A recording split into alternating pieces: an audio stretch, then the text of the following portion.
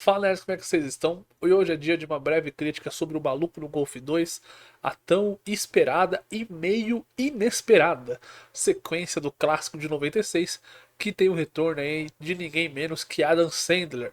A direção dessa vez fica por conta do Kyle Wachek, que talvez você conheça aí da sitcom Workaholics, e é claro, o filme é mais uma produção da Netflix em parceria com Adam Sandler, né? Já que os dois têm um contrato de exclusividade. Essa continuação já estava na cabeça do ator desde 2022, mas ela só veio ganhar a luz verde aí da Netflix em 2024, 2 anos após o ator dar essa declaração em uma entrevista, né, que ele queria fazer a sequência, graças a esse contrato de exclusividade bilionário que ele tem com o estúdio. E olha, para fazer esse filme, a Netflix ela teve que adquirir esses direitos da Universal, que ela era a dona do filme original lá dos anos 90, né? Então, ou seja, a gente vê aí um claro esforço da Netflix para trazer esse personagem de volta, né? Não é à toa que a gente está aí na fase de sequências, reboots e remakes. Para comandar esse filme, ao invés do diretor original aí, Dennis Dugan, a gente tem aqui, como eu falei, o Neil Check, mas o diretor, o Dugan, ele acabou não ficando fora da produção, né? Já que ele assina aqui essa sequência como produtor executivo e ainda faz uma participação no elenco como o Doug Thompson. Já o roteiro ficou nas mãos aí do próprio Sandler, que em parceria com o Tim Herlihy, velho conhecido do ator, né? Já que os dois trabalharam aí em outras produções, como por exemplo Pixels, Gente Grande 2, A Herança de Mister Deeds, O Paizão e a lista vai por aí. Mas aqui, né, acho legal trazer, legal não, né, acho uma curiosidade trazer que eles tiveram que fazer uma alteração no roteiro, né, tanto o Tim como o Sandler, por conta da morte do Carl Weathers, que estava no primeiro filme, né, lá em 96, e que infelizmente acabou falecendo um pouco antes do início das gravações. E isso acabou exigindo algumas mudanças no roteiro original.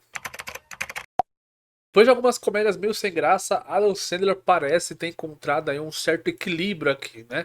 Ele segue aquele jeitão típico dele, com aquelas piadas repetidas, os próprios exageros, mas dessa vez tudo isso vem de uma forma que eu considero aqui um pouco mais dosada. Não é uma revolução no estilo do ator, mas dá pra perceber que ele vem tentando ajustar esse tom, né? Como já mostrou em alguns trabalhos mais recentes. A gente ainda encontra aquelas piadas de sempre, aquelas que ele insiste em repetir praticamente todo o filme. Algumas eu considero que ainda funcionam, talvez mais pela forma como elas são encaixadas dentro da história, dentro da proposta do filme, do que propriamente pela piada, né? Mas outras eu considero que já deu uma cansada, né? A gente sabe exatamente o que vem, e aí essa piada ela acaba perdendo a graça, ela acaba perdendo esse elemento de surpresa, de espontaneidade, né? E aí acaba ficando tudo mais previsível. Eu considero que o Sandler aqui parece bem à vontade nesse tipo de projeto, né? Não é à toa que ele já está há mais de anos fazendo esses mesmos tipos de filme. Ele não tá tentando entregar aqui uma atuação séria, marcante, como já fez em alguns outros filmes dramáticos, né? E convenhamos aqui, né? O filme também ele não pede por isso, né? Aqui o que funciona é muito mais aquela comédia física, né? O time das cenas engraçadas, e nisso eu considero que ele ainda continua mandando muito bem, né? Aquele estilão do Adam Sandler. Tem momentos que não funcionam tão bem aqui, mas aí eu coloco mais a culpa no roteiro do que propriamente no ator. Outro ponto que chama a atenção aqui são as participações especiais. A gente sabe que o Sandler adora colocar aqui os seus amigos, né, a própria família dele, mas eu considero que em O Maluco no Golf 2 ele acaba perdendo a mão. Ele tem um exagero assim que é muito evidente em cena.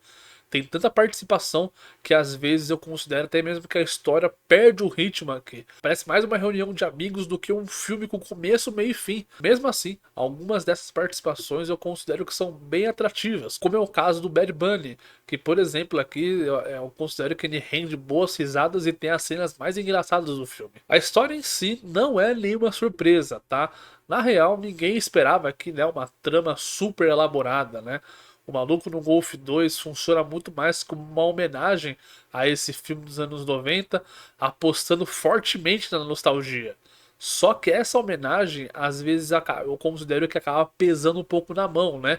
Devido a um excesso de flashbacks do primeiro filme que parece muito mais uma aula de reforço sobre quem é quem, sobre quais são as relações, sobre o que aconteceu. E aí quando o filme tenta puxar um lado mais emocional no final, com algumas mensagens sobre envelhecimento, legado, eu considero que acaba não convencendo muito. parece um pouco forçado aqui, principalmente porque esse lado mais profundo ele não é tão bem trabalhado no começo, né? Eu considero que ele não é tão bem desenvolvido para não ter força suficiente lá no seu desfecho. Por isso que para O Maluco no Golfe 2 eu dou a nota 6. O filme entrega exatamente o que a gente se espera aqui de uma comédia do Adam Sandler pra Netflix, né?